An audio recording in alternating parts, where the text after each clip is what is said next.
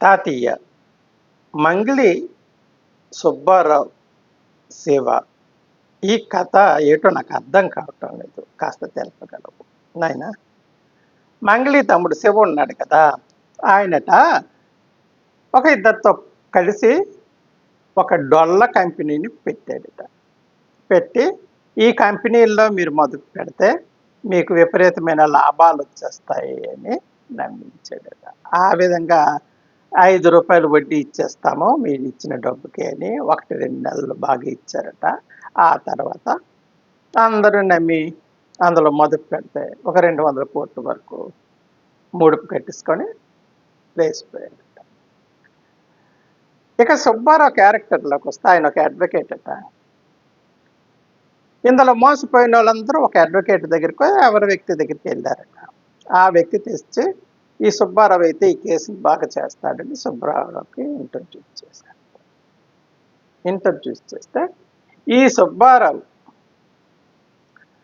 తనదైన స్టైల్లో కాకుండా పక్కదారిలో, తనదైన స్టైల్ అంటే ఏంటి, లా ఎలా చెప్తుందో ఆ విధంగా, సివిల్ మ్యాటర్ కాబట్టి ఏ విధంగా వెళ్ళాలి, ఒకవేళ మోసపోయాము అని క్రిమినల్ కేసు పెట్టాలి అనుకుంటే ఏ విధంగా పోలీస్ స్టేషన్కి వెళ్ళాలి, ఏ విధంగా అప్రోచ్ అవ్వాలి, ఒకవేళ పోలీస్ వాళ్ళు ఎఫ్ఐఆర్ కట్టకపోతే ప్రైవేట్గా ఎలాగా కట్టించుకోవాలి, ఇవన్నీ తెలిసిన సుబ్బారావు గారు ఆ మార్గాన్ని ఎంచుకోకుండా ఎవరి ద్వారా మంగిలి ఫోన్ నెంబర్ సంపాదించి మంగిలికి ఫోన్ చేశారట. ఆ మంగిలి ఈ కంపెనీ డొల్లతనం అంతదని తెలుసు కదా, దానికి కొంచెం పొగరు కూడా ఉంది. ఆ మధ్యన చూసా కదా బర్త్డేలోని ఏవో డ్రగ్స్ తాగిసో లేకపోతే దొరికిపోయింది కదా, దొరికిపోయినప్పుడు పోలీసు వాళ్ళ మీద ఏం గేంకరిస్తుందో, పోలీసు వాళ్ళు దాన్ని వెనకాతలు వెళ్తున్నారు, పట పట పట పట 4 తన్నిసి తోసికొంటా వెనకాతలు వెళ్తున్నారు. ఏమనంటే నాకు ఆ మినిస్టర్ తెలుసు, నాకు ఆ కేంద్ర మినిస్టర్ తెలుసు, వాళ్ళతో నాకు రిలేషన్ ఉన్నది అని చెప్తూ ఉంటుంది. ఈ సుబ్బారావు ఈ మంగిడితో మాట్లాడినప్పుడు నాకు కూడా కేంద్ర మంత్రి తెలుసు, పిచ్చి పిచ్చి వేసాలు ఎక్కువ నీకు, ఏ లారీతోనో కారులోనే యాక్సిడెంట్ అయ్యింగా అయినట్టుగా సృష్టించేస్తాము, తమాషా చేస్తున్నాము, జరిపించింది అని అంటారు. ఆవిడ జరిపించిందని ఈయన, ఈవిడ జరిపించిందని ఆయన, ఇద్దరు కలిసి పని వితౌట్ ఎవిడెన్స్ రికార్డ్ చేసుకోవాలి కదా, ఎవిడెన్స్ ఎవరేట అన్నారు ఎవరేట అనలేదని తెలిసిపోద్ది. వితౌట్ ఎవిడెన్స్లో ఒకరికొకరు కంప్లైంట్ ఇచ్చుకున్నారు. కంప్లైంట్ ఇచ్చుకున్న తర్వాత అయితే ఇప్పుడు ఇచ్చుకున్న తర్వాత ఒకరి మీద ఒకరు కంప్లైంట్స్, ఈ ఒకరి మీద ఒకరు మంగిలి మీద ఫోన్ చేయడమే సుబ్బారావు తప్పు. సుబ్బారావుకి ఏం అవసరం, ఏమనంటే నేను నువ్వు కనుక్కోవాలనుకుంటే ఇంకో మార్గాన్ని ఎంచుకోవాలి. నువ్వు ఆవిడ ఫోన్కి పర్సనల్గా ఫోన్ చేయవలసిన అవసరం ఏంటి, నువ్వు అడ్వకేట్ పర్సనల్గా ఫోన్ చేయాలండి, నీ తమ్ముడు ఇలా చేశాడు, అందులో నీ ఇన్వాల్వ్మెంట్ ఉందట వాళ్ళు చెప్పారు. నువ్వెవరు అడగడానికి, అడ్వకేట్ అడగడానికి రూల్ లేదు, పోలీసు వాళ్ళు అడుగుతారు, పోలీసు వాళ్ళు ఎంక్వైరీ చేస్తారు, అందులో తప్పు ఒప్పులు అనేది పోలీసు వాళ్ళు రాస్తారు.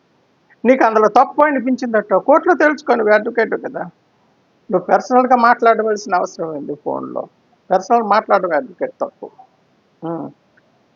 తర్వాత ఎఫ్ఐఆర్ల పని కట్టారట, ఎఫ్ఐఆర్ల పని కట్టలేదట. కాబట్టి ఈయన పోలీస్ స్టేషన్కి వెళ్ళాడు.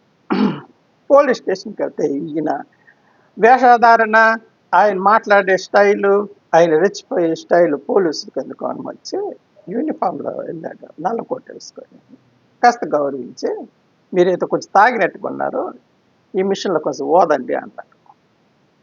మీరు అంటే డ్రింక్ చేసి వచ్చావా లేదా అనేది, వాళ్ళు డ్రింక్ చేసి వచ్చినట్టుగా ఉంది ఈ లాయర్ అనేది వాళ్ళ అనుమానం. మిషన్లు పట్టుకొచ్చారు, నోట్లో ఎత్తారు, నోట్లో ఎత్తే నెగిటివ్ వచ్చింది, సారీ పాజిటివ్ వచ్చింది, తాగినట్టుగా వచ్చింది. మీరు ఇప్పుడు డ్రింక్ చేసుకొని వచ్చారు కదా అని అడిగితే, నేను ఇప్పుడు డ్రింక్ చేయలేదు, నైట్ డ్రింక్ చేశాను అన్నట్టు. అంటే ఈయన డ్రింకర్ అన్నమాట, అడ్వకేట్ డ్రింకర్, నైట్ డ్రింక్ చేసి వచ్చాడు, ఆ నిశ ఇంకా వదలలేదు, ఆ గాలి ఇంకా అలాగే ఉంది, పోదగాని నువ్వు డ్రింక్ చేసి వచ్చావు. ఇక్కడ మంగళి వెళ్ళింది పోలీస్ స్టేషన్కి, మరి ఆవిడ డ్రింక్ చేస్తుంది కదా, వీళ్ళందరూ డ్రింక్ చేసిన వాళ్ళే కదా, ఆ మధ్యన ఒక బర్త్డే పార్టీలోని డ్రింక్ చేసుకుని దొరికిపోయింది. మరి ఆ కేసు ఏంటైందో ఏంటో పళ్ళకు ఉన్నోళ్ళ కేసులన్నీ పళ్ళ కూరుకుంటాయి నేను. డ్రింక్ చేసిన డ్రింక్తో పట్టుకున్న ఉన్న వాళ్ళ కేసులన్నీ మాఫీ అయిపోతాయి. ఈ లేనోడికే ఒక డ్రింక్ చేస్తే పోలీస్ స్టేషన్కి వెళ్ళిపోయి అక్కడ నుంచి కోర్టులో ప్రత్యక్షం అవుతారు. కానీ ఈ ఉన్నోళ్ళు డ్రింక్ చేసినా పట్టుకోరు, మారక ద్రవ్యాలు వాడినా పట్టుకోరు, వాళ్ళకి ఏ శిక్షలు ఉండవు. కేసులు ఏటవుతాయో ఎలా కొడతాయో ప్రపంచం అంతా మరిచిపోతుంది. ఆ కేసు దొరికినప్పుడు ఒకసారి ఈ టీవీలన్నీ ప్రపంచం ముందుకు వస్తుంది. ఆ తర్వాత అదంతా కామ్ అయిపోతుంది.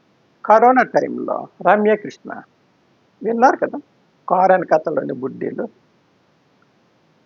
10,000 15,000 కాదు, ఏక 90,000 రూపాయలు విలువ చేసే బుడ్డీలు దొరికాయని అప్పుడు పేపర్లో వేశారు. పోలీస్ స్టేషన్లో కంప్లైంట్, పోలీసు వాళ్ళు కేసు కారు సీజ్ చేశారు. అందులో రమ్యకృష్ణ కారులోని రమ్యకృష్ణకి తెలియకుంటే బుడ్డీలు ఎలా ఉంటాయి నాయన? మరి అదంతా ఏటయింది? రమ్యకృష్ణ కార్ డ్రైవర్ని పోలీసు వాళ్ళు తీసుకెళ్లారు, అంతవరకే.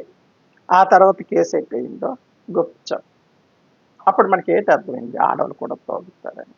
మరి మంగి కేసులో ఆవిడ తాగుతుంది. మరి మంగికి పోలీస్ స్టేషన్లో నువ్వు తాగొచ్చావా లేదా అనేది మరి ఆవిడకి కూడా ఆ మిషన్ పెట్టి చూసారో లేదో మనకి యూట్యూబ్లోనే ఎక్కడ రాలేదు. అయితే ఒక డొల్ల కంపెనీలో ఒక ముగ్గురు, అంటే మంగళి తమ్ముడు ఆ కంపెనీలో ఒక మెంబరు, ఆ ముగ్గురులో ఒకడు. కాబట్టి ఆ శివ అన్నోడి మీద మీరు ఏ చట్టపరమైన చర్యలు తీసుకోవాలి, అందులో మంగి ఇన్క్లూడింగ్ ఏదైనా ఉన్నది అంటే ఆ తర్వాత మన కోర్టులో వాటి సంగతి, మన అడ్వకేట్ గారి చాతుర్యం, అడ్వకేట్ గారి పనితనం, ఇవన్నీ కూడా కోర్టులో నిరూపణ అవుతాయి. అంతేకాని పోలీస్ స్టేషన్కి వెళ్ళడం, పోలీస్ స్టేషన్ దగ్గర మనం రద్దాంతం చేయడం అది అంత మంచిది కాదు. ఇదే జరిగింది ఒకరి మీద ఒకరు. అసలు మంగళి ఇన్వాల్వ్మెంట్ ఇందులో ఉందా లేదా అనేది ఇన్వెస్టిగేషన్లో తేలాలి.